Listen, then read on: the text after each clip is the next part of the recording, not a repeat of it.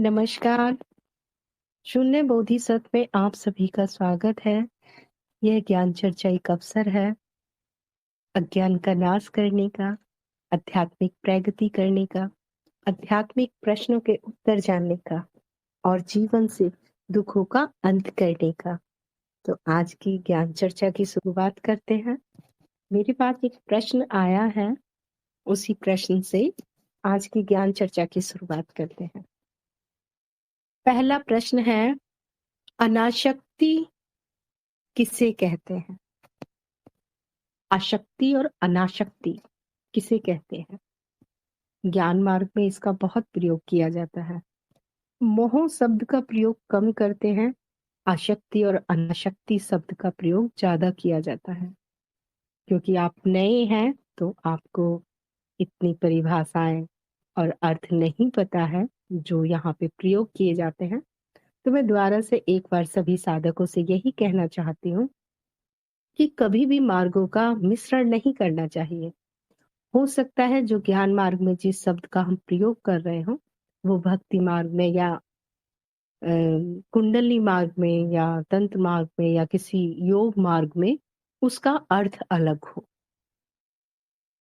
कई बार ऐसा होता है हम किसी और मार्ग में होते हैं, गुरुजन उसका अर्थ, उसकी व्याख्या उसी मार्ग के हिसाब से करते हैं और हम वही अर्थ लेके दूसरे मार्ग में घुस जाते हैं।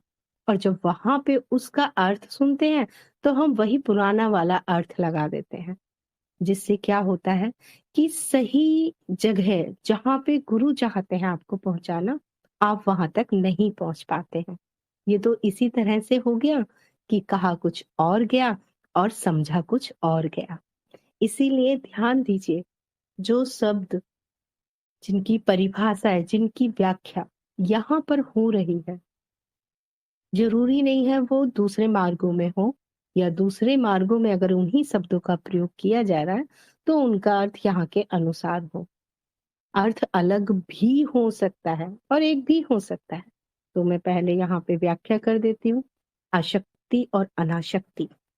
आसक्ति का अर्थ होता है किसी से बंध जाना, जुड़ जाना, मोह हो जाना, पकड़ हो जाना, उसे अपना मान लेना, मेरे का भाव आ जाना।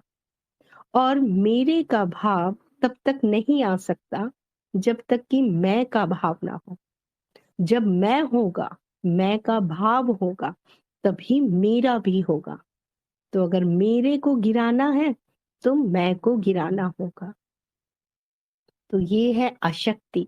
और इसी का उल्टा होता है अनाशक्ति, कि मेरे का भाव नहीं है, उसको त्यागना नहीं है। मैं फिर से इसको बताना चाहती हूँ कि कई बार ऐसा होता है, साधक ये सोचते हैं कि अनासक्ति का अर्थ है उसको त्याग देना।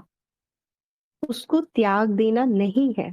अनासक्ति का अर्थ बस इतना ही है कि वो मेरा नहीं है। तो अगर अब आपके पास धन है तो उसे त्याग नहीं देना है, बस इतना ख्याल रखना है कि वो आपका नहीं है। अब अगर घर है तो उसे त्यागना नहीं है, अगर परिवार है तो उसे त्यागना नहीं है, संबंधी है, रिश्ते हैं तो उसे त्यागना नहीं है। तो अनाशक्ति को आप त्यागने का पर्यायवाची ना समझे। त्यागना हो गया छोड़ना, और छोड़ हम तभी सकते हैं जब हमने किसी चीज को पकड़ा हो। और यहाँ पे हम ये कह रहे हैं कि यहाँ पकड़ने और छोड़ने दोनों से मुक्त होना है। पकड़ने और छोड़ने दोनों के ही पार जाना है, दोनों से ही आगे निकल जाना है। तो त्यागना तभी हो सकता है जब पकड़ा हुआ। आसक्ति मोह है, अनासक्ति है मोह ना होना।